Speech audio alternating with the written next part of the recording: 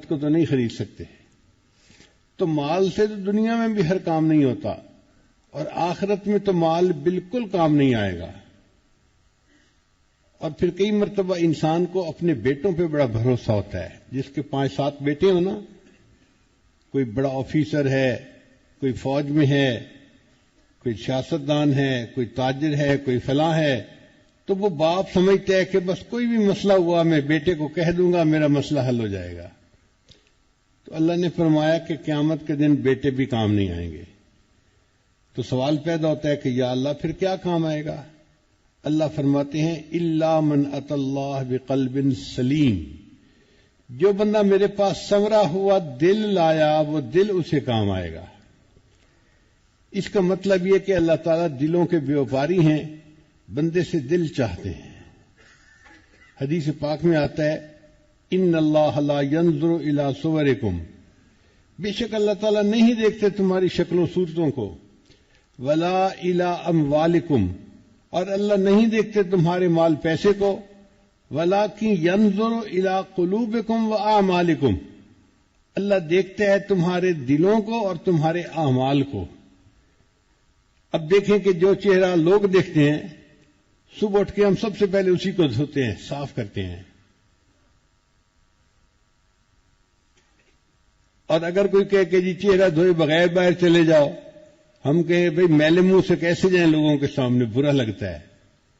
بھئی جس چہرے کو لوگ دیکھتے ہیں اس کو سب سے پہلے صاف کرتے ہیں، اور جس دل کو اللہ دیکھتے ہیں اس کو صاف کرنے کی فرصت ہی نہیں ہوتی. چنانچہ آپ ایک عورت کو دیکھیں گے، وہ کم از کم 1 سے 2 گھنٹے روزانہ اپنے گھر میں صفائی میں لگاتی ہے. کبھی جھاڑو دے رہی ہے، کبھی ویکیوم کلینر کر رہی ہے، کبھی ڈسٹنگ کر رہی ہے، کبھی فرنیچر صاف، کبھی شیشے صاف، ہر چیز کو چمکا دیتی ہے. کوئی بندہ اس سے پوچھے اللہ کی بندی تو نے 2 گھنٹے اتنی مشقت کیوں اٹھائی؟ وہ جواب دے گی جی کہ اگر میرا گھر گندا ہوگا نا تو میرا خامن مجھ سے ناراض ہو جائے گا. اگر گھر گندا ہو تو خامن ناراض ہو جاتا ہے. یہ انسان کا دل بھی اللہ کا گھر ہے. جب دل گندا ہوتا ہے تو اللہ تعالیٰ بندے سے ناراض ہو جاتے ہیں. اس لیے اللہ تعالیٰ چاہتے ہیں میرے بندے تو میرے گھر کو صاف کر دے. حضرت موسیٰ علیہ السلام نے ایک مرتبہ پوچھا یا اللہ آپ رہتے کہاں ہیں؟ تو اللہ تعالیٰ نے فرمایا میں اپنے بندے کے دل میں رہتا ہوں. تو دل میں تو آتا ہے سمجھ میں نہیں آتا، میں جان گیا بس تیری پہچان یہی ہے. تو یہ قلب عبداللہ جو ہے یہ عرش اللہ ہے، اللہ کا عرش ہے. آپ دیکھیں ہم کعبہ کو جو بیت اللہ کہتے ہیں تو کیا مطلب کہ اللہ تعالیٰ وہاں رہتے ہیں؟ نہیں، اللہ تعالیٰ کی تجلیات ذاتیہ وہاں پر وارد ہوتی ہیں، اس لیے اس کو بیت اللہ کہتے ہیں. جب بندہ اپنے دل کو سنوار لیتا ہے تو اللہ تعالیٰ کی وہی تجلیات بندے کے دل پر وارد ہوتی ہیں. یہ بندے کا دل اللہ کا گھر کہلاتا ہے. طالب علم کے ذہن میں سوال پیدا ہوتا ہے کہ جب دل اللہ کا گھر ہے تو اللہ تعالیٰ خود کیوں نہیں صاف کر لیتے؟ علماء نے جواب دیا کہ جب گھر کسی کو استعمال کے لیے دیا جائے، کرائے پر دیا جائے، تو مالک اس کو کہتا ہے میرا گھر صاف رکھنا، اگر گندا رکھو گے تو میں آپ کو گھر سے نکال دوں گا. تو گھر کو صاف رکھنا کرایہ دار کی ذمہ داری ہوتی ہے جو استعمال کر رہا ہوتا ہے. یہ دل اللہ نے دنیا میں ہمارے اختیار میں دیا ہے اور ہماری ڈیوٹی لگا دی، میرے بندو دل میرا گھر ہے، تم بھی اسے صاف رکھنا، تم اسے گناہوں سے میلا نہ کرنا. نبی علیہ السلام نے ارشاد فرمایا جب بندہ کوئی گناہ کرتا ہے تو اس کے دل پر ایک سیاہ دھبا لگ جاتا ہے. اگر توبہ کر لے تو وہ دھل جاتا ہے، اور اگر دوسرا گناہ کرے تو ایک دوسرا دھبا لگ جاتا ہے. اور گناہوں پہ گناہ کرتا رہے تو ایسا وقت آتا ہے کہ بندے کا دل بالکل سیاہ ہو جاتا ہے. اب اس دل کی سیاہی کو ختم کرنا یہ ہماری ذمہ داری ہے. یہ سیاہی کیسے ختم ہوگی؟ یہ اللہ کے ذکر سے ختم ہوگی. جیسے گھر میں جھاڑو دیتی ہیں نا عورتیں تو گندگی ختم، یہ لا الہ الا اللہ کا ذکر بھی ایک روحانی جھاڑو کی مانند ہے. جب بندہ بیٹھ کر یہ ذکر کرتا ہے اللہ تعالیٰ دل کی گندگی کو صاف کر دیتے ہیں. آپ دیکھیے ایک آدمی دودھ لینے کے لیے جائے اور اس کے ہاتھ میں برتن ہو جو میلا ہے، گندا ہے، تو دودھ دینے والا کہے گا بھائی میں اس میں دودھ نہیں ڈالتا، میرے پاس صاف برتن لے کے آؤ. اگر دودھ دینے والا گندے برتن میں دودھ ڈالنا پسند نہیں کرتا تو اللہ تعالیٰ بھی بندے کے گندے دل میں اپنے نور کو ڈالنا پسند نہیں فرماتے. اللہ بھی کہتے ہیں میرے بندے دل کو صاف کر کے لاؤ، میں تمہارے دل کو اپنے نور سے بھر دوں گا. شریعت کا مسئلہ ہے اگر کسی گھر میں کسی انسان کی یا جاندار کی تصویر ہو تو وہاں رحمت کا فرشتہ نہیں آتا، حدیث پاک میں آیا ہے. اب سوچئے اگر کسی جاندار کی تصویر کسی گھر میں ہے، رحمت کا فرشتہ وہاں نہیں آتا، جس بندے کے دل میں کسی جاندار کی تصویر سجی ہوگی اللہ اس دل میں کیسے آئیں گے؟ اس لیے اللہ تعالیٰ چاہتے ہیں میرے بندے یہ جو مورتیاں تو نے سجائی ہوئی ہیں نا سب کو نکال دو. یہ دل کئی مرتبہ بت خانہ بن جاتا ہے، صنم خانہ بن جاتا ہے. فلاں کی محبت بھی دل میں، فلاں کی محبت بھی دل میں، یہ سب بت توڑنے پڑیں گے تب اللہ کی محبت دل میں آئے گی. تو ہمیں اپنے دل پر محنت کرنی پڑے گی. دل صاف ہوتا ہے اللہ کے ذکر سے. ذکر سے ذات کی محبت پیدا ہوتی ہے. جو بندہ اللہ کا ذکر کثرت کے ساتھ کرتا ہے اس کے دل میں اللہ کی محبت خود بخود پیدا ہو جاتی ہے. آپ غور کریں کہ اگر بیٹھے ہوئے یہاں میں تذکرہ کر دوں کہ ہم نے فلاں موقع پہ ونیلا آئس کریم کھائی اور اتنا مزیدار تھی اور اتنا اچھی تھی اور اتنا ہم نے اس کو انجوائے کیا، آدھے سے زیادہ لوگ ہوں گے جن کے دل میں فوراً طلب پیدا ہوگی کہ ہم بھی ونیلا آئس کریم کھائیں گے. تو ذکر سے ذات کی محبت پیدا ہوئی نا دل میں. ہم نے دیکھا ہے کہ انسان جیسے کاروباری لوگوں کے پاس بیٹھتا ہے نا ویسا ہی کاروبار شروع کر دیتا ہے. کیوں؟ اس کاروبار کے تذکرے سن کے دل میں اس کی چاہت پیدا ہوتی ہے اور وہی کاروبار شروع کر دیتا ہے. اس لیے ذکر کی کثرت سے انسان کے دل میں اللہ کی محبت پیدا ہوتی ہے اور انسان کا دل غیر سے صاف ہو جاتا ہے. قرآن مجید میں اللہ تعالیٰ ارشاد فرماتے ہیں ان اللہ اشتری من المؤمنین انفسهم واموالهم بان لهم الجنہ، بے شک اللہ نے مومنوں سے ان کے جان اور مال کو جنت کے بدلے خرید لیا ہے. مفسرین نے لکھا کہ اللہ تعالیٰ نے یہ نہیں فرمایا کہ میں نے جان اور مال کے بدلے جنت کو بیچ دیا ہے. اس لیے کہ انسان کسی چیز کو بیچتا ہے تو اس کی دو وجوہات ہوتی ہے. یا تو ضرورت ہوتی ہے اور جی پیمنٹ کرنی ہے چلو پلاٹ بیچ دیتے ہیں، گاڑی بیچ دیتے ہیں، قرض لینے والا تنگ کر رہا ہے مکان بیچ دیتے ہیں. تو انسان ضرورت کے وقت اپنی چیز کو بیچ دیتا ہے. یا پھر زیادہ فائدے کی توقع ہوتی ہے اس کی وجہ سے چیز کو بیچتا ہے. پلاٹ خریدا تھا 20 لاکھ کا، اب اس کی قیمت لگ گئی 2 کروڑ روپیہ. اور جی بہتر ہے پلاٹ کو جو ہے نا بیچ کے ہم اس کی جگہ کوئی مکان خرید لیتے ہیں. اللہ تعالیٰ کی شان میں یہ دونوں چیزیں ممکن نہیں. نہ اس کو کوئی احتیاج ہے کہ وہ جنت کو بیچے، نہ اس کو زیادہ فائدے کی توقع ہے کہ اللہ کے خزانے میں زیادتی ہو جائے گی کہ وہ اپنی جنت کو بیچے. اس لیے اللہ تعالیٰ نے بیچنے کا لفظ ہی نہیں استعمال کیا. اللہ نے فرمایا کہ اللہ نے جنت کے بدلے مومن کے مال اور جان کو خرید لیا ہے.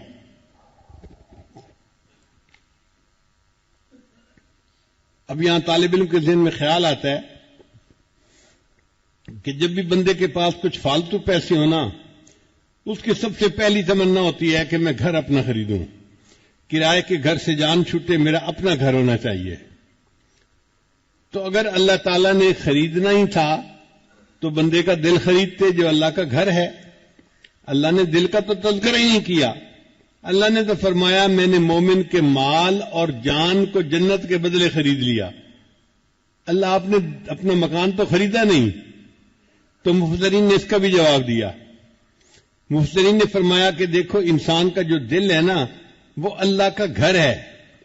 اللہ نے فرمایا میرے بندے اس کو تو میں نے ہے اپنے لیے وقف کر دیا, اور جو چیز وقف کر دی جائے نا پھر اس کی بیع و شراء کی اجازت نہیں ہوتی. اللہ نے فرمایا اب اس کی خرید و فروخت کا تو تذکرہ ہی نہیں, یہ تو ہے ہی میرا. اس کے بعد تیرے پاس مال اور جان بچی تھی, میں نے جنت کے بدلے میں تیرے مال اور جان کو بھی خرید لیا ہے. تو دل تو اللہ کے لیے وقف ہے, اللہ کا گھر ہے. ہم اس دل پر محنت کریں تاکہ قیامت کے دن ہمارا دل اللہ کو پسند آ جائے, اللہ خوش ہو جائیں دل کو دیکھ کے. ہاں میرے بندے نے اپنے دل میں میری محبت کو بھر لیا تھا.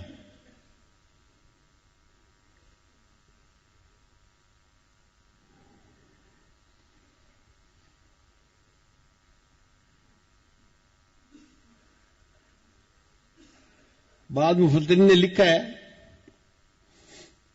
کہ ابرہا چلا تھا ہاتھیوں کے لشکر کو لے کر بیت اللہ پر قبضہ کرنے کے لیے. تو اللہ تعالیٰ نے چھوٹے چھوٹے پرندوں کو حکم دیا تھا کہ ہاتھیوں کے اس لشکر کو کھائے ہوئے بھوسے کی طرح ختم کر دو. تو ان پرندوں نے اپنی چونچ سے چھوٹی چھوٹی کنکریاں پھینکی تھیں اور پورا لشکر جو تھا وہ کھائے ہوئے بھوسے کی طرح بن گیا تھا. ہاتھی بھی مر گئے, بندے بھی مر گئے. تو اللہ تعالیٰ چاہتے ہیں میرے بندے یہ تیرا گھر بھی میرا بیت اللہ ہے, میرا گھر ہے. اور یہ شیطان جو ہے نا یہ بدبخت ابرہا ہے, یہ اس گھر پر قبضہ کرنا چاہتا ہے. تو میرے بندے تو ایک ننھی سی چڑیا سے تو گیا گزرا نہ بن, تو بھی اس کے اوپر جو ہے کنکریاں پھینک اور اس کو تو تباہ کر دے. اللہ ہمارے پاس کون سی کنکریاں جو ہم پھینکیں؟ اللہ فرماتے ہیں جب تم لا الہ الا اللہ کی ضرب لگاؤ گے تو اس ابرہا کو ایسے تکلیف پہنچے گی جیسے کنکری پڑتی ہے, اور اللہ تعالیٰ اس کو تمہارے دل سے دفع دور فرما دیں گے. بہت سارے اس امت میں ایسے لوگ گزرے جنہوں نے اپنے دل پر محنت کی اور اللہ نے ان کے دل کو نور سے بھر دیا. ہمارے حضرت رحمت اللہ علیہ کے ایک خلیفہ تھے, حضرت مولانا یوسف واڈی والے. حضرت مولانا اسماعیل واڈی والے جزاک اللہ. یہ واقعہ انہوں نے خود مجھے سنایا. حضرت کے گھر کی بیٹھک میں میں ان کے پاس بیٹھا تھا. وہ حضرت مدنی رحمت اللہ علیہ کے شاگرد تھے. کہنے لگے میں آپ کو اپنی زندگی کا واقعہ سناؤں؟ میں نے کہا جی حضرت سنائیں. کہنے لگے کہ میرے کئی بیٹے بیٹیاں تھیں, یعنی کوئی 7-8 بچے تھے, اور سارے حافظ, عالم, قاری, مفتی سارے. حضرت ہمارے گھر آتے, میرے بچوں کی نیکی کو دیکھتے تو خوش ہوتے اور فرماتے ای خانہ ہم آفتاب است, یہ گھر تو ہر ایک بندہ اس کا سورج کی مانند ہے.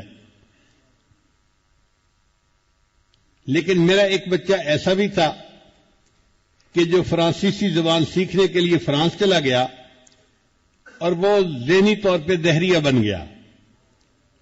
یہ نہیں کہ بے نمازی تھا یا بد اخلاق تھا, وہ سرے سے کہتا تھا کہ یہ مخلوق, یہ دنیا خود بخود پیدا ہوئی ہے. وہ لا آف نیچرل سلیکشن اور سروائیول آف دی فٹیسٹ اس کے نظریے کا قائل بن گیا. کہتا تھا میں تو دین کو ہی نہیں مانتا, تو میں کیا کروں. اب عجیب کنٹراسٹ, 5-6 بچے اتنے نیک, اتنے متقی, اتنے پرہیزگار, اور ایک بچہ ایسا. چنانچہ حضرت جب مڈغاسکر اس وقت تھے, جب مڈغاسکر ان کے گھر جاتے تو ان کا وہ بچہ 1 مہینے کے لیے گھر سے ہی چلا جاتا تھا کہ جب تک حضرت صاحب آئیں گے یہاں رہیں گے میں گھر ہی نہیں آتا, میں ان کی چہرہ ہی نہ دیکھوں, نہ ان سے ملوں, نہ مجھے کچھ لینا دینا ہے, گھر سے ہی چلا جاتا. تو حضرت کو پتہ ہی نہیں تھا کہ میرا کوئی بیٹا بھی ایسا ہے کہ نہیں. فرماتے ہیں ایک دن میری بیوی نے مجھے کہا کہ دیکھیں اگر جسم کے سطح والے حصے پر بھی کوئی پھوڑا نکلا ہوا ہونا تو طبیب کو دکھانا پڑتا ہے علاج کی نیت سے. میں نے کہا ٹھیک ہے. تو کہنے لگی دیکھیں ہمارے 6 بچے اتنے نیک ہیں اور ایک بچہ ہمارا دین سے یکسر دور ہے, خدا کو ہی نہیں مانتا, اور ہم نے تو حضرت کو کبھی بتایا ہی نہیں. تو آپ ایسا کرو, حضرت کو جا کر بتائیں کہ ہمارا ایک بیٹا ایسا بھی ہے, ہو سکتا ہے حضرت کے ہاتھ اٹھ جائیں اور ہمارے بیٹے کو ہدایت مل جائے. ماں بالآخر ماں ہوتی ہے, غم کھاتی ہے. وہ کہتے ہیں کہ میرے اندر جرأت نہیں ہوتی تھی کہ حضرت کا میرے خاندان کے بارے میں اتنا اچھا امیج بنا ہوا ہے, اب میں حضرت کو کیسے بتاؤں کہ میرا ایک بیٹا ایسا بھی ہے.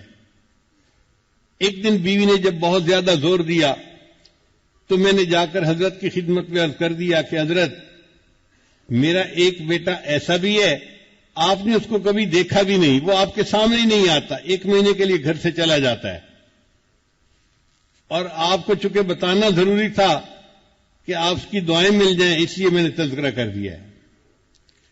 حضرت مرشد عالم رحمۃ اللہ نے فرمایا کہ اپنے اس بیٹے کو کہو کہ میرے ساتھ مل کر توبہ کے کلمات پڑھ لے. وہ کہنے لگے میں نے اپنی بیوی کو کہا کہ بیٹے کو کہو کہ حضرت صاحب کے ساتھ مل کے کلمات پڑھ لو. ماں نے بچے کو بلایا کہ بیٹے ہمارے حضرت کے ساتھ مل کے توبہ کے کلمات پڑھ لو. وہ کہنے لگا میں تو نہ دین کو مانتا ہوں, نہ خدا کو, نہ کسی اور کو, تو مجھے پڑھنے سے کیا فائدہ ہوگا. ماں نے کہا بیٹا فائدہ ہوگا یا نہیں ہوگا یہ تو ہے بعد کی بات, آخر میں ماں تو ہوں نا تمہاری, اور میں کہہ رہی ہوں کہ ایک کام کر لو تو تمہیں رکاوٹ کیا ہے. اس نے کہا امی آپ نے تو میرا جینا حرام کر دیا ہے, اتنا تنگ کر دیا ہے, چلو میں آپ کے کہنے پہ ان کے ساتھ کلمات تو پڑھ لوں گا, میں نے کرنا کچھ نہیں ہے. یعنی پھر یہ نہ کہنا کہ مراقبہ کر, نمازیں پڑھ, فلاں کر فلاں کر. کہتے ہیں جب میں نے حضرت کو بتایا کہ جی بیٹے نے ماں کو کہا کہ امی آپ کے کہنے پہ میں یہ کر تو لوں گا لیکن میں نے کرنا کچھ نہیں ہے, تو حضرت نے فرمایا بھئی میں نے تو کچھ نہیں کہا کرنے کے لیے, میں نے صرف اتنا کہا ہے کہ میرے ساتھ مل کر توبہ کے کلمات پڑھ لے. وہ بچہ راضی ہو گیا. چنانچہ ماں نے اسے حضرت کے پاس بھیجا اور حضرت نے اس کو توبہ کے یہی بیت کے جو کلمات ہیں یہ پڑھا دیے. اب راز اس میں ہے کہ یہ جو توبہ کے کلمات بندہ اللہ والوں کے ساتھ مل کر پڑھتا ہے نا, اس کی برکت سے اللہ تعالیٰ دل میں نور عطا فرما دیتے ہیں, اور اس کے دلیل قرآن مجید سے ملتی ہے.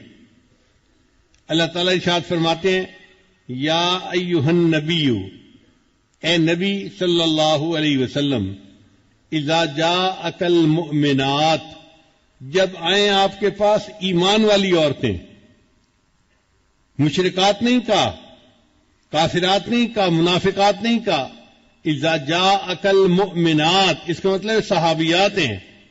جب وہ آپ کے پاس آئیں, کیوں آئیں؟ یبایعنک, آپ کی بیعت کرنے کے لیے. کس بات پر بیعت کرنے کے لیے؟ الا اللہ یشرکن باللہ شیئا, اللہ کے ساتھ کسی کو شریک نہیں ٹھہرائیں گی. ولا یسرکنا, چوری نہیں کریں گی. ولا یزنینا, بدکاری نہیں کریں گی. ولا یقتلن اولادہن, اولاد کو قتل نہیں کریں گی. ولا یاتین ببہتان یفترینہ بین ایدیہن وارجلہن, کسی پہ بہتان تراشی نہیں کریں گی. ولا یعصینک فی معروف, اور کسی معروف کام میں اے میرے محبوب آپ کی نافرمانی نہیں کریں گی. اسی کو تو توبہ کہتے ہیں کہ بندہ ارادہ کرتا ہے کہ آج کے بعد میں شریعت کے کسی کام میں نافرمانی نہیں کروں گا. اللہ فرماتے ہیں اگر ان کا یہ ارادہ ہے فبایعہن, آپ انہیں بیعت کر لیجئے. واستغفر لہن اللہ, اور ان عورتوں کی توبہ کی قبولیت کے لیے آپ استغفار کیجئے.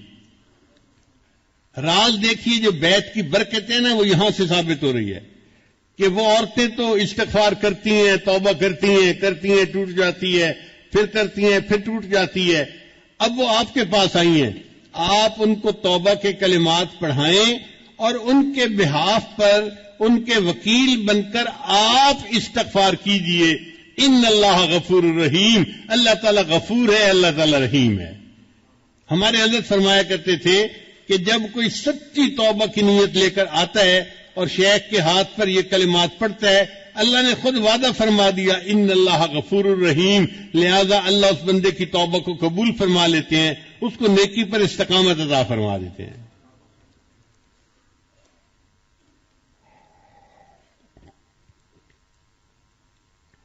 اور ایک اور بھی نقطہ سمجھ لیجئے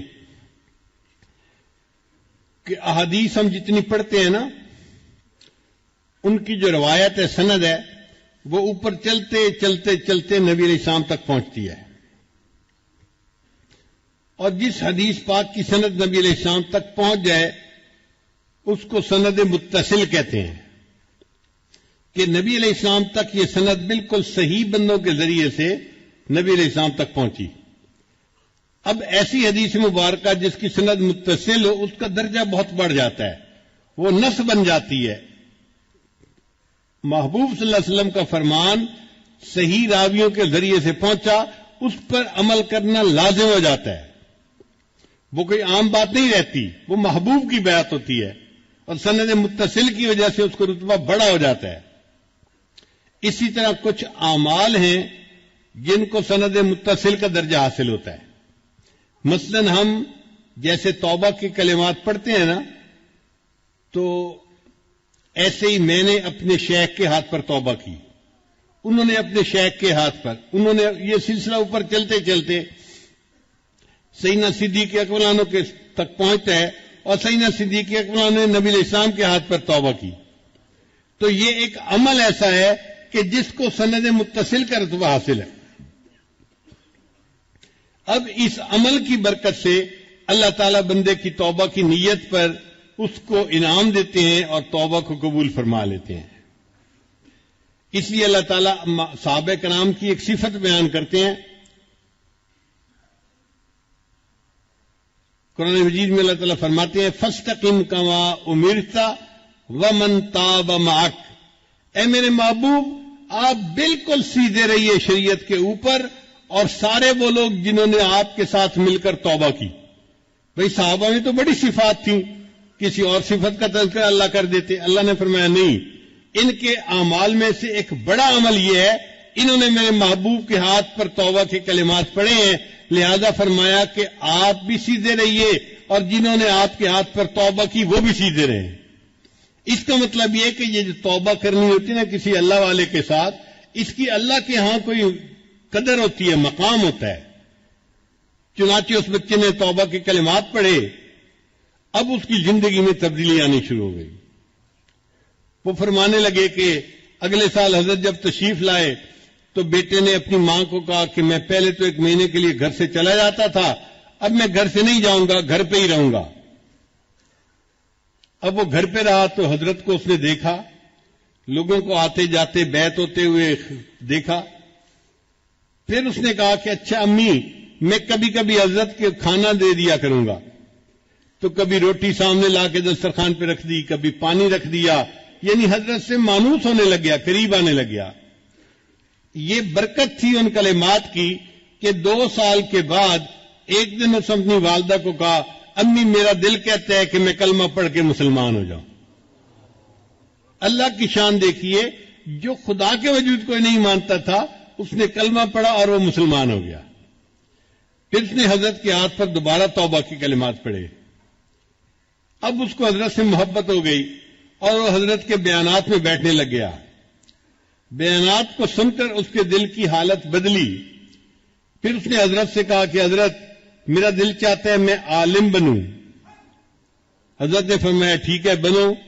وہ بچہ جو دہریہ تھا نوجوان، اب وہ باقاعدہ بخاری شریف تک وفاق المدارس والا پورا کورس پڑھ کے دین کا عالم بن گیا۔ پھر اس کے دل میں اللہ کی محبت بڑھی تو اس نے ذکر مراقبہ بھی کرنا شروع کر دیا، اور ایک وقت آیا کہ حضرت نے اس نوجوان کو اجازت خلافت عطا فرمائی۔ جو نوجوان ایمان سے محروم تھا، خدا کو ہی نہیں مانتا تھا، ایک اللہ والے کے پاس آ کر چند کلمات پڑھنے کی برکت سے ایسا بھی وقت آیا کہ وہ مومن بھی بن گیا، عالم بھی بن گیا اور شیخ بھی بن گیا۔ پھر حضرت فرمانے لگے کہ میرے اس بیٹے کے ہاتھ پر ہزاروں نوجوانوں نے کلمہ پڑھا اور مسلمان ہوئے. وہ ہزاروں لوگوں کے مسلمان ہونے کا ذریعہ بن گیا. تو یہ برکت ہوتی ہے.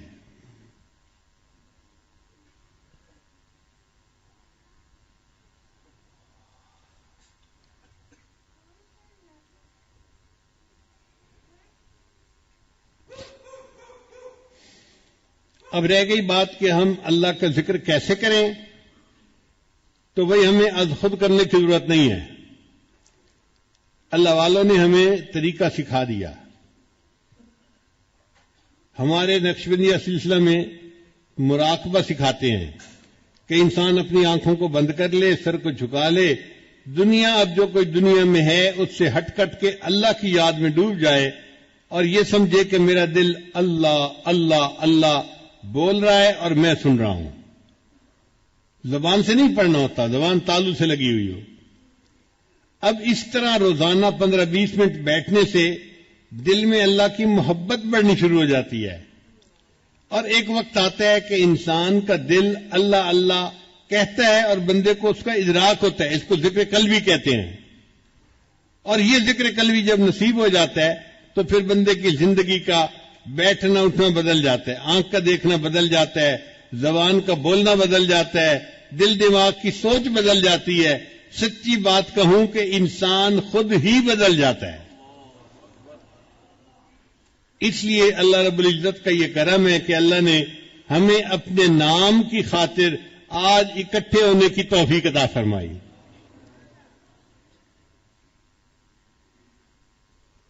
ایک ہمارے بزرگ گزرے ہیں ڈاکٹر غلام مصطفیٰ خان صاحب، حیدرآباد کے تھے، پروفیسر تھے اور بڑا علم تھا اللہ نے ان کو عطا کیا. ان کا ایک میں نے بیان سنا تو اس بیان میں انہوں نے کہا کہ اس امت کی بہت ساری نشانیاں اللہ نے تورات اور انجیل کے اندر بیان کی. تو انہوں نے فرمایا کہ کون کون سی نشانیاں بیان کی؟ تو انہوں نے کہا ان میں سے ایک نشانی یہ کہ یہ امت اللہ کے نام کو یاد کرنے کے لیے اکٹھی ہوا کرے گی. اب آپ بتائیے، آپ یہاں پر اکٹھے ہوئے ہیں کوئی تجارت کی نیت سے یا کوئی جسمانی علاج کی نیت سے؟ صرف اللہ کے نام کے لیے، اللہ کو یاد کرنے کے لیے. تو یہ اس امت کی نشانی پہلی کتابوں میں بھی لکھی گئی.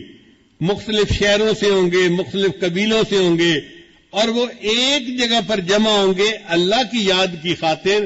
یہ مجمع اللہ کو اتنا پسند آتا ہے، اللہ فرشتے بھیجتے ہیں جو ان کے اوپر سایہ کر دیتے ہیں اور اللہ ان کے اوپر اپنی رحمتوں کو نازل کر دیتا ہے. اب آپ بتائیے کہ جب اللہ کے فرشتے محفل کو ڈھانپ لیتے ہیں اور اللہ ان پر رحمتیں برساتے ہیں تو پھر آنے والا کبھی محروم ہو سکتا ہے؟ ہو ہی نہیں سکتا. اللہ تعالیٰ تو خوش ہوتے ہوں گے. اللہ تعالیٰ تو بلکہ ملائکہ میں بیٹھ کر تذکرے کرتے ہوں گے، فلاں جگہ دیکھو میرے اتنے بندے میری محبت میں سفر کر کے گھروں کو چھوڑ کر اتنے دن کے لیے آئے. بارش بھی ہو رہی تھی، کھانے پینے کی بھی تنگی تھی، مگر انہوں نے 3 دن رات میری یاد میں میری محبت میں گزارے. دیکھو میرے بندے مجھ سے کتنی محبت کرتے ہیں. اللہ کے ہاں اس محفل کی اتنی قدر و قیمت ہے کہ نبی علیہ السلام نے ارشاد فرمایا کہ ان کے پاس ایک ایسا بندہ بھی آیا کہ جو قریب سے گزر رہا تھا. اس نے دیکھا بھئی اتنے لوگ بیٹھے ہیں تو چلو میں دیکھتا ہوں یہ کیا کر رہے ہیں. وہ بھی ساتھ کھڑا ہو گیا. تو اللہ نے پوری محفل کے لوگوں کی بخشش کا فیصلہ فرما دیا. فرشتے نے کہا یا اللہ، باقی تو چلو اس مقصد کے لیے آئے تھے اور ان کی آپ نے بخشش کر دی، ایک بندہ تو بس گزر رہا تھا، وہ ان کو دیکھ کے کھڑا ہو گیا. اللہ فرماتے ہیں ہم رجال اللہ یشقا جلیسہم، یہ میرے ایسے بندے ہیں ان کے پاس بیٹھنے والا بدبخت نہیں ہوتا. تو جو گزرتا ہوا قریب آ کے کھڑا ہو جائے گا اللہ اس کی بھی بخشش فرما دیتے ہیں. اور جو یہ مقصد دل میں لے کے آئے، آپ سوچئے پھر ان کی بخشش کتنی آسان ہوگی. تو یہ اللہ تعالیٰ کی کوئی خاص رحمت ہوئی. مجھے لگتا ہے کوئی والدین کی دعا لگی، استاد کی دعا لگی، یا کسی کے ہاتھ کا کوئی دیا ہوا کام آیا کہ اللہ نے ہم پر ترس کھا لیا اور اللہ نے آج ہمیں یہاں اکٹھا فرما دیا. اگر کسی کے گھر میں بیوی بیمار ہو جاتی، بچہ بیمار ہو جاتا تو کوئی آ سکتا تھا؟ 100 ادھر تھے. اچھا دیکھیں، ہمارے کئی دوستوں نے آنے کے ارادے کیے تھے، فلائٹیں کینسل ہو گئیں. ہمارے ایک عزیز ہیں قریبی، وہ نیو یارک سے چلے اجتماع میں شرکت کے لیے، جب ترکی پہنچے تو پتہ چلا کہ پاکستان کی فلائٹیں کینسل ہو گئی ہیں. اب نہ آگے کے نہ پیچھے کے نہیں آ سکتے. ہمیں جو اللہ نے یہاں پہنچا دیا، اس میں ہمارا کوئی کمال نہیں ہے. یہ کمال کس کا ہے؟ اس کمال والے کا کمال ہے، اللہ کا کمال ہے. ہم اللہ کا احسان مانے کہ اللہ آپ نے اپنی یاد میں اکٹھا ہونے کے لیے ہمیں توفیق عطا فرما دی. اب ہم یہاں آئے ہیں تو ہمیں یہاں سے آپ خالی نہ واپس لوٹائیے گا.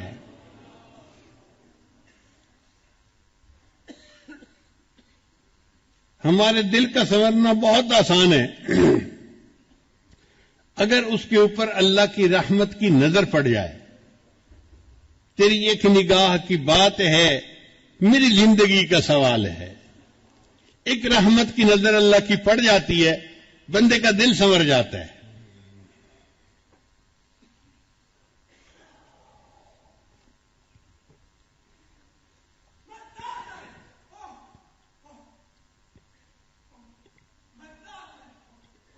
تو اللہ تعالی ہمیں اپنی محبت عطا فرمائے.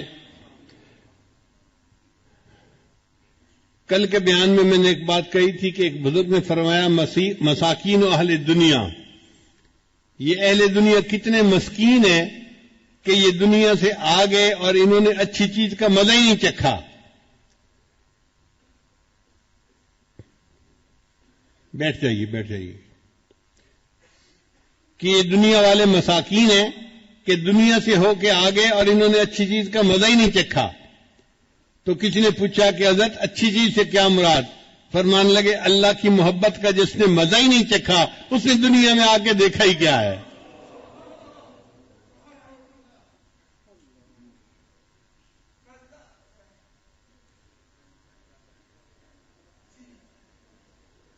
فارسی کا شعر ہے، بمکہ بینی از توحید نورے، بیسرب از حبیب اللہ ظہورے، گریند و شہر ایمارا ندی دے، چیدی دی گردری دنیا رسیدے.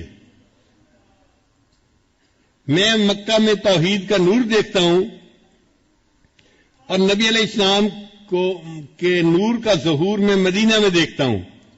اے دوست، اگر تو نے اپنی زندگی میں مکہ اور مدینہ کو نہیں دیکھا تو بتا دنیا میں آ کے تو نے بھلا دیکھا ہی کیا ہے؟ تو بالکل اسی طرح کی بات ہے. اگر اس دنیا میں آ کے ہم نے اللہ کی محبت کا مزہ نہیں چکھا تو ہم نے پھر دنیا میں دیکھا ہی کیا ہے؟ یہی تو وہ نعمت ہے جس کے لیے اللہ نے ہمیں دنیا میں بھیجا تھا. میرے بندو جاؤ اور وہاں جا کے ایسے اعمال کرو کہ تمہارا سینہ میری محبت سے بھر جائے. اور واقعی صحابہ کرام کی ایسی کیفیت تھی، ان کے سینے اللہ کی محبت سے بھرے ہوئے تھے. ایک نوجوان تھے، ان کا نام تھا سالم، وہ ابو حذیفہ کے غلام تھے. ان کے دل میں اللہ کی اتنی محبت تھی کہ حدیث پاک میں آتے ہیں نبی علیہ السلام نے ان کو دیکھا اور فرمایا، سالم کا سینہ گلے تک اللہ کی محبت سے بھرا ہوا ہے. سالم کا سینہ گلے تک اللہ کی محبت سے بھرا ہوا ہے. کیا خوش نصیب تھے وہ. ایک اور صحابی تھے عبداللہ ذوالبجدین رضی اللہ تعالیٰ عنہ. نام عبداللہ تھا، مگر مدینہ طیبہ سے تھوڑے سے فاصلے پر ایک بستی میں رہتے تھے. والد فوت ہو گئے تھے تو چچا ان کی کفالت کرتے تھے اور چچا نے ان کو بڑے محبت سے رکھا تھا. کھانا بھی اچھا دیتا تھا اور بہترین لباس دیتا. عبداللہ شکل کا بھی بہت خوبصورت تھا. پھر اس کے اوپر جب قیمتی اور خوبصورت لباس پہنتا تو اس کی جوانی کو دیکھ کے، اس کی پرسنالٹی کو دیکھ کے لوگ حیران ہوتے تھے. چنانچہ عبداللہ جب مدینہ طیبہ آتا تو لوگ حیران ہو کے اس کو دیکھتے تھے کہ کتنا خوبصورت نوجوان ہے اور کتنے اچھے کپڑے اس نے پہنے ہوئے ہیں. اللہ کی شان دیکھیں کہ عبداللہ نبی اسلام کی خدمت میں حاضر ہو گیا اور اس نے کلمہ پڑھ لیا۔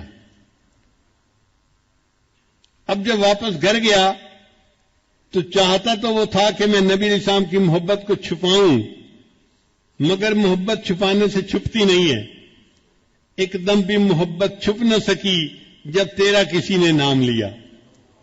اس کے چچا نبی علیہ السلام کا نام لیتے یا والدہ لیتی تو عبداللہ ذرا ادھر دیکھتا، توجہ سے بات سنتا، تو گھر والوں نے فگر آؤٹ کر لیا کہ اس کے اندر کوئی نہ کوئی تبدیلی آئی ہے۔ چنانچہ چچا نے ایک دن اس کو بٹھا کر پوچھا، عبداللہ سچ سچ بتاؤ کیا تم مسلمان بن گئے ہو؟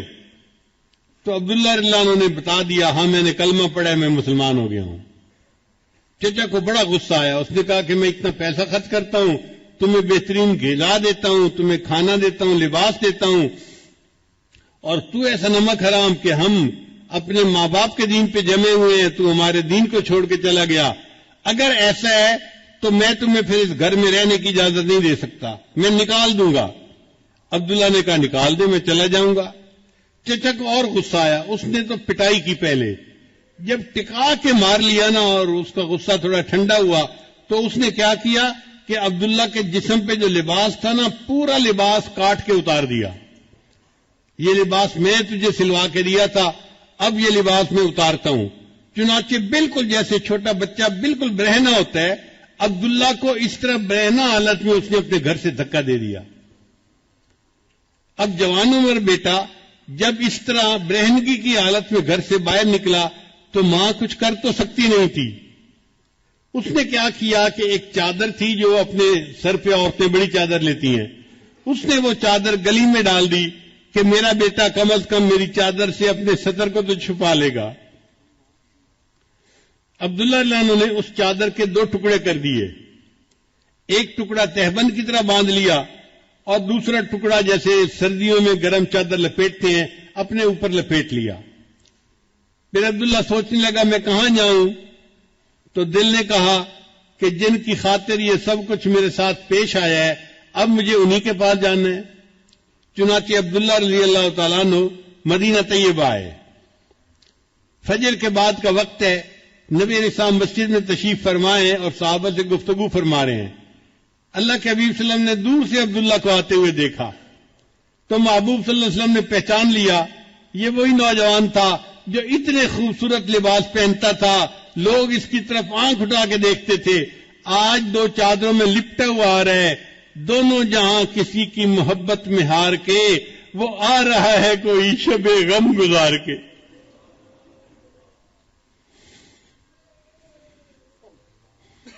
جب عبداللہ علیہ عنہ آئے تو نبی علیہ السلام نے پوچھا عبداللہ کیا معاملہ پیش آیا؟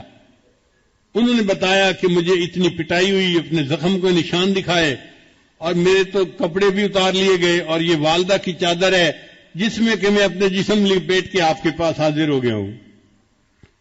تو نبی علیہ السلام نے فرمایا اچھا عبداللہ، یہ جو اصحاب صفہ ہیں نا مسجد میں جو مہاجرین ہیں، جو دین سیکھنے والے ہیں، تم بھی ان کے ساتھ وقت گزارو۔ چنانچہ عبداللہ رضی اللہ عنہ نے اصحاب صفہ کے ساتھ بیٹھنا اٹھنا شروع کر دیا۔ اب چونکہ بڑی قربانی دے کے آئے تھے نا تو ان کے اندر اللہ کی محبت کا جذبہ تھا۔ حدیث میں آتا ہے یہ کبھی کبھی مسجد نبی کے گیٹ پہ نا زور سے اللہ اللہ اللہ یہ الفاظ کہتے تھے۔ حضرت عمر رضی اللہ عنہ کی طبیعت میں نظم و نسق بہت زیادہ تھا۔ ایک دفعہ انہوں نے ایسا کرتے ہوئے دیکھا تو انہوں نے ڈانٹ پھیلائی، عبداللہ تمیز سے کام لو، کیا ایسی باتیں کر رہے ہو، چلاؤ مت، آواز نیچی رکھو۔ نبی علیہ السلام کو پتہ چلا تو نبی علیہ السلام نے حضرت عمر رضی اللہ عنہ کو بلایا، فرمایا عمر عبداللہ کو کچھ نہ کہنا، یہ جو کرتے ہے اللہ کی محبت میں ڈوب کے کرتا ہے۔ تھوڑے عرصے کے بعد نبی علیہ الصلوۃ والسلام کو ایک غزوہ کے لیے نکلنے کی ضرورت پیش آئی تو حضرت عبداللہ ذوالوجہین رضی اللہ عنہ بھی ساتھ تھے۔ کچھ سفر طے ہو گیا، ایک جگہ پر قیام ہوا، وہ جگہ بڑی سرسبز تھی اور موسم میں ذرا خنکی تھی، ٹھنڈ تھی۔ حضرت عبداللہ رضی اللہ عنہ کو بخار ہو گیا۔ اللہ کے حبیب صلی اللہ علیہ وسلم کو جب پتہ چلا کہ عبداللہ رضی اللہ عنہ کو بخار ہو گیا ہے تو نبی علیہ السلام نے ارادہ کیا کہ میں ان کی تباہ پرسی کے لیے جاتا ہوں. چنانچہ ابو بکر، عمر، عثمان یہ سب ساتھ ہیں اور نبی علیہ السلام عبداللہ عنہ کی تیمارداری کے لیے آئے. اچھا، بخار تیز تھا اور عبداللہ رضی اللہ عنہ بس لیٹے ہوئے تھے آنکھیں بند کر کے. نبی علیہ السلام نے جب انہیں دیکھا تو میرے آقا کو یاد آ گیا یہ نوجوان کتنی نعمتوں کی زندگی گزار رہا تھا، اس نے اللہ کی خاطر اس جو ہے وہ تکلیف کو برداشت کیا. تو محبوب صلی اللہ علیہ وسلم اس کے قریب آ کر بیٹھے اور اس کے سر کے نیچے سے سرہانے کو ہٹا دیا اور اس کا سر اپنی گود مبارک میں رکھ لیا. یہ عبداللہ عنہ وہ صحابی ہے جن کو اس حال میں موت آئی کہ ان کی نگاہیں نبی علیہ السلام کے چہرے انور پر جمی ہوئی تھیں اور ان کا سر نبی علیہ السلام کی گود مبارک میں تھا. انہوں نے آخری سانس لیا اور ان کی اوپر پرواز کر گئی. آقا، تیری معراج کہ تو لوح و قلم تک پہنچا، تیری معراج کہ تو لوح و قلم تک پہنچا اور میری معراج کہ میں تیرے قدم تک پہنچا. یہ عبداللہ عنہ وہ صحابی تھے کہ جن کو نبی علیہ السلام کی مبارک گود کے اندر موت آئی. نبی علیہ السلام نے فرمایا کہ عبداللہ کو نہلا دو اور تیار کر دو. پھر نبی علیہ السلام کی جو اپنی چادر مبارک تھی نا، نبی علیہ السلام نے وہ چادر دی اور صحابی سے فرمایا کہ عبداللہ کو کسی اور کپڑے میں کفن نہیں دینا، میری چادر کا کفن دینا ہے. اللہ کی قدردانی دیکھیے، جس جسم کو اللہ کے لیے ننگا کیا گیا، آج اللہ اس بدن کو محبوب کی چادر سے ڈھانپ رہے ہیں. ان کو محبوب صلی اللہ علیہ وسلم کی چادر کا کفن مل رہا ہے. نبی علیہ السلام نے نماز جنازہ پڑھائی، پھر عبداللہ عنہ کو لے کر گئے قبرستان میں دفن کرنے کے لیے. شریعت کا حکم ہے کہ میت کا جو سب سے قریبی بندہ ہونا وہ قبر میں اترے میت کو زمین پہ رکھنے کے لیے. اب عبداللہ کا تو کوئی رشتہ دار تھا ہی نہیں وہاں، تو نبی علیہ السلام نے فرمایا کہ عبداللہ کو قبر میں اتاروں گا.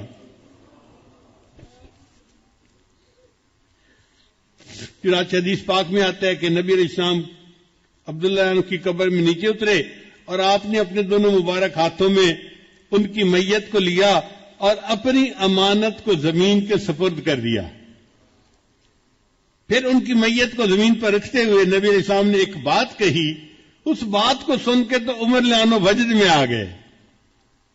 کیا بات کہی؟ نبی علیہ السلام نے یہ بات کہی، اے اللہ، میں عبداللہ سے راضی ہوں، تو بھی عبداللہ سے راضی ہو جانا.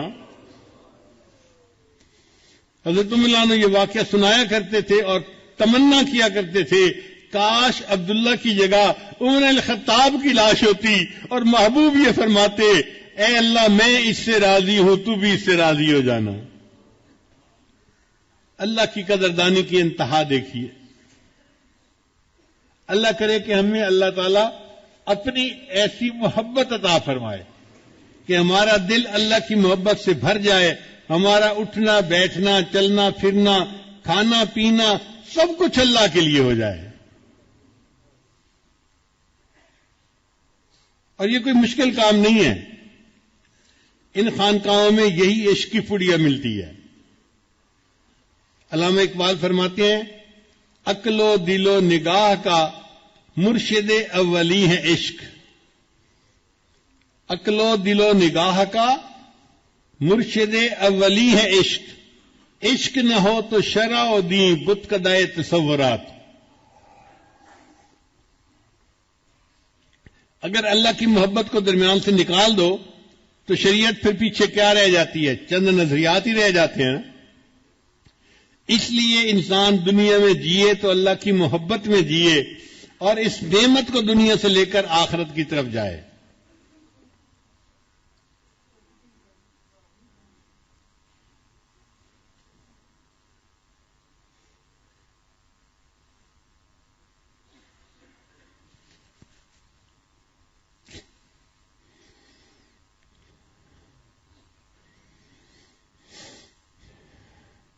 امام غزالی رحمۃ اللہ اپنی کتاب میں لکھتے ہیں قیامت کے دن ایک فرشتہ اعلان کرے گا جس کو ساری مخلوق سنیں گی کہ اللہ سے محبت کرنے والے لوگ عرش کے قریب ہو جائیں. جیسے لوگ ممبر کے قریب ہو جاتے ہیں نا، تو اللہ سے محبت کرنے والے اربوں کھربوں لوگ ہوں گے، وہ اللہ کے عرش کے قریب ہو جائیں گے. تو فرشتے ہم سے پوچھیں گے آپ کیسے دعویٰ کرتے ہیں کہ آپ اللہ سے محبت کرنے والے؟ وہ کہیں گے ہم نے تو پوری زندگی اللہ کی محبت میں ہی گزاری. ہم ذکر بھی کرتے تھے، تسبیحات بھی پڑھتے تھے، تہجد بھی پڑھتے تھے، 5 وقت نماز باجماعت پڑھتے تھے، تکبیر اولیٰ کا خیال رکھتے تھے، اور ہم نے تو سروزہ بھی لگایا تھا، چیلا بھی لگایا تھا، 4 مہینے بھی لگائے تھے، اور دین کی خاطر ہم نے مال بھی خرچ کیا، جان بھی اپنی لگائی، سب کچھ اللہ کے لیے لگایا. اور ہم تو راتوں کو بھی جاگتے تھے کہ قیامت کے دن ہمیں اللہ کا دیدار ہوگا. آج آپ نے کہا ہے کہ اللہ سے محبت کرنے والے کہاں ہیں؟ تو بھئی ہم آگے ہیں، ہم اللہ سے محبت کرنے والے ہیں. فرشتہ اللہ کی بارگاہ میں عرض کرے گا یا اللہ، یہ لوگ کہتے ہیں کہ ہم اللہ سے محبت کرنے والے ہیں. اللہ تعالیٰ تصدیق فرمائیں گے میرے فرشتے یہ بالکل ٹھیک کہتے ہیں، یہ میری یاد میں زندگی گزارتے تھے، رات کے آخری پہر میں یہ مصلے پہ بیٹھے رہتے تھے، دعائیں مانگتے تھے اور میری یاد میں زندگی گزارتے تھے. یہ تو موت کو اس لیے پسند کرتے تھے کہ مرنے کے بعد اللہ سے ملاقات ہوگی. آج یہ لوگ عرش کے قریب آئے ہیں، فرشتے ان سب کو بتا دو یہ سارے کے سارے بلا حساب جنت چلے جائیں. تو محبت کرنے والوں سے اللہ تعالیٰ حساب نہیں لیں گے بندے کا.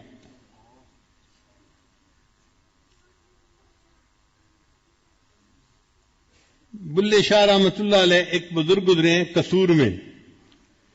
ان کا پنجابی کا کلام بڑا عجیب ہے.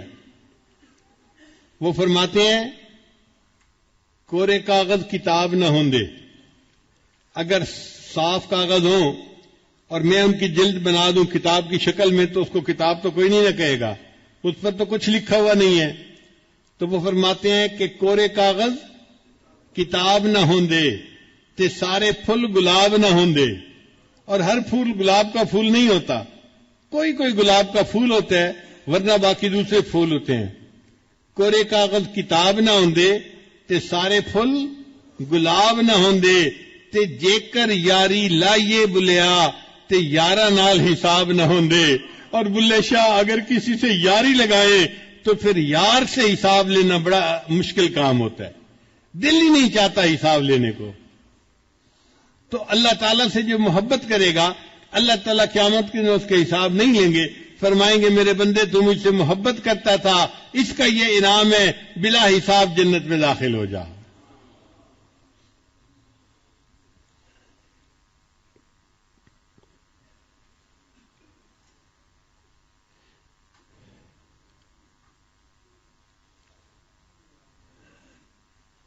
فارسی کے چند اشعار سن لیجئے.